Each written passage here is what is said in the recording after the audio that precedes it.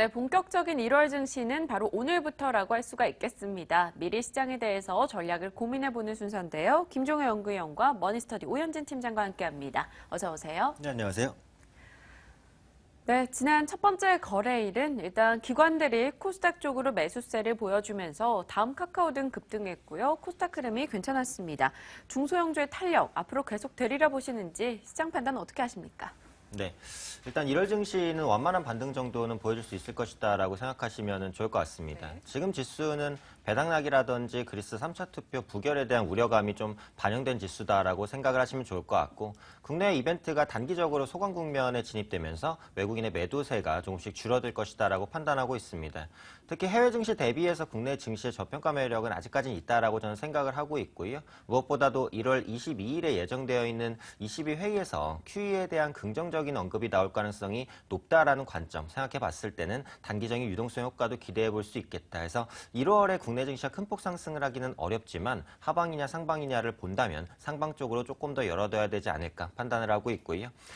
작년에 이제 시장의 아주 특징적인 흐름은 개별 종목 장세였습니다. 근데 이런 개별 종목 장세 흐름은 당분간은 좀 더 이어질 가능성이 높다라고 보고 있는데요. 일단 지난주에 코스닥의 낙폭 과대주들이 올라왔죠. 다음 카카오라든지 CJ E&M, 컴투스 같은 종목들이 반등하는 모습이었고, 요즘에 핵심적인 테마인 핀테크라든지 사물 인터넷, 모바일 게임주들 대부분 코스닥에 포진되어 있기 때문에 코스닥이 강했습니다. 하지만 앞으로도 코스닥이 코스피보다 무조건 강할 것이냐? 그렇게 생각하시는 거는 좀 위험할 것 같아요. 그래서 저는 중소형주뿐만이 아니라 대형주도 모멘텀이나 실적이 좋다면 충분히 갈 수 있다. 기업 규모로 투자 대상을 선정하지 말자. 개별 기업이 무슨 모멘텀을 가지고 있는지에만 집중하자라고 말씀을 드리고 싶고요. 추가적인 특징 중에 하나는 업종 내에서 순환매가 굉장히 빠르게 돈다라는 부분입니다. 그래서 주도주 없이 이슈 섹터 내에서 종목들이 빠르게 돌고 있는 움직임들이 나타나고 있기 때문에 중소형주 투자 시에는 이제 목표가 이탈가를 좀 철저하게 대응해서 좀 시장에 대한 전략을 좀 짜야 되지 않을까 판단하고 있습니다.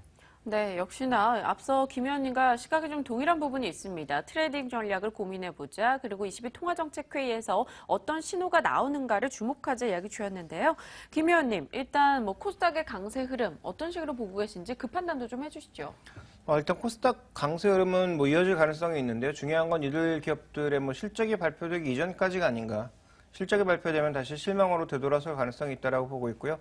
또 하나 중요한 게 뭐냐면 거래소는 유가증권 시장은 코스닥과 비교해보면 엄청 싸다라는 거죠. 그리고 현재 시장의 에너지가 양쪽 시장을 동반으로 끌고 갈 수 있는 에너지가 없기 때문에 저는 코스닥 시장이 이렇게 좋을 때는 더 좋아질 수 있으나 유가증권 시장으로 만약에 시장 중심이 옮겨갈 경우에는 단숨에 무너진다라고 보고 있습니다. 그래서 1월 정도에는 코스닥 시장이 상대적인 강세를 누릴 수 있지만 앞서 언급해 주셨던 것처럼 순환매가 돌면서 한 종목이 계속 가기보단 여러 종목군들의 순환이 나타날 가능성이 높다라는 점이고요. 또 하나 이들 종목의 흐름이 끊겼을 경우에는 유가증권 시장으로 중심이 이동될 경우에는 대부분의 종목군들이 폭락까지는 아니더라도 흐름이 크게 무너질 가능성이 있다라는 점에서 이들 종목에 대해서도 바이앤홀딩 전략이 아니라 트레이딩 전략으로 말씀드리도록 하겠습니다. 네, 과연 시장의 매기가 어디로 이동을 하는지 좀 예의주시하면서 살펴봐야 될 것 같네요. 자, 지난 1일의 특징은 또 첫 번째 거래일의 특징은 지배구조 관련주가 급등 양상을 기록했다는 겁니다. 앞서 시장에서도 살펴봤지만 제일모직이나 삼성 SDS도 올랐고요. 또 현대글로비스나 SK CNC 등도 강세였습니다. 이들 흐름 저희가 어떻게 해석해 볼 수 있을까요? 네. 그래서 지배구조 관련 기업에 대한 관심은 제가 이 시간을 통해서 몇 번 언급드린 적이 있는 것 같습니다. 그래서 지금도 여전히 좀 관심이 유효하다라고 판단을 하고 있고요. 앞으로 특징적으로는 삼성그룹의 지배구조 이슈가 국내 대기업으로 확산될 가능성이 높다라는 부분으로 생각해 보시면 좋을 것 같습니다. 그래서 지난주부터 SK그룹 최태원 회장의 가석방 이슈가 나오면서 SKCNC가 급등을 했고 지배구조 이슈가 다시 한번 부각되는 모양새거든요. 그렇다면 결론적으로는 그룹 지주회사나 아니면 지주회사 역할을 할 수 있는 기업들에 좀 주목하시면 좋겠다 이렇게 판단을 하고 있고, 추가적으로는 순환출자 해소가 필요한 그룹주들을 좀 볼 필요가 있다라고 생각을 합니다. 예를 들면 현대차 그룹주 같은 경우 현대모비스와 현대차, 기아차 그리고 현대모비스로 이어지는 순환출자 구조를 좀 깨야 되는 상황인데, 그렇다면 현대모비스를 중심으로 해서 지배구조가 개편될 가능성이 높다라고 보고 있어요. 현대모비스를 관심 가지셔야 되겠고, 롯데그룹 같은 경우에는 순환출자 구조가 그룹 내에서 가장 복잡하게 지금 알려져 있습니다. 현재 호텔 롯데가 지주회사 역할을 하고 있는데 상장 기업인 롯데쇼핑과 합병 가능성이 제기되고 있어요. 그렇다면 롯데쇼핑에 대한 관심도 유효할 수 있고 SK그룹 같은 경우 SK와 SK CNC 합병 가능성이 부각되고 있기 때문에 두 종목에 각각 주목해볼 필요가 있겠다. 하지만 어쨌든 지배구조 이슈만으로 종목을 매수하기는 어렵겠죠. 예를 들어서 롯데쇼핑은 지금 하락 추세가 진행되고 있기 때문에 모멘텀이 있다고 그냥 바로 매수할 수는 없습니다. 그렇다면 결론적으로는 그 지주회사든 뭐 어떤 회사든 간에 그 자체적인 모멘텀이나 실적이 있는 기업인데 지배구조 모멘텀까지 가지고 갈 수 있다면 매수가 가능하다. 그런 종목은 한 종목 말씀드리면 저는 SK CNC 정도는 되겠다라고 생각을 합니다. 지배구조 이슈와 핀테크 사업 그리고 뭐 중고차 부분의 사업이라든지 원활하게 진행되고 있기 때문에 지배구조 이슈와 실적 모멘텀을 같이 가져갈 수 있는 종목군이 되지 않을까 판단하고 있습니다. 네, 지배구조 이슈에 그리고 실적까지 더해준다. SK CNC를 그 안에서 관심주로 이야기해 주셨네요. 김 의원님, 이 지배구조 관련주에 대해서 긴 시각으로는 항상 좀 비교적 긍정적이지 않으셨습니까? 뭐 단기적으로는 어떻게 보시는지요?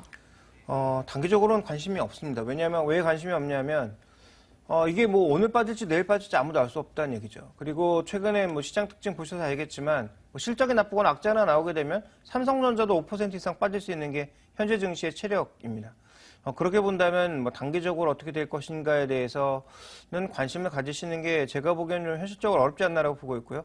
장기적으로 조정받을 때 조금씩 사 모아라라고 말씀을 드리고 싶고 핵심 종목은 여전히 삼성그룹 내에서 삼성전자 저는 뭐 거의 확신하고 있는데요. 제일모직과 함께 삼성전자 홀딩스가 아마 분리돼서 합병할 가능성이 저는 가장 높은 시나리오라고 보고 있습니다.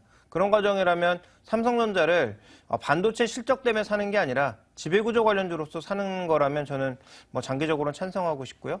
뭐 말씀해 주셨던 뭐 SK CNC라든지 뭐 그 외에 뭐 현대차 그룹 내에서 핵심적인 역할을 할 수 있는 그런 종목군들에 대한 뭐 매수 과정은 저는 뭐 장기적으로 나쁘지 않다라고 보고 있고요. 단기적으로는 의미 없다라고 생각하고 있습니다. 네, 알겠습니다. 두 분의 시각을 확인해 봤습니다. 자, 올해 첫 월요일을 앞둔 시장입니다. 대응 전략과 유망주 이야기도 들어보고 싶은데요. 어떤 식으로 시장 꾸려볼까요?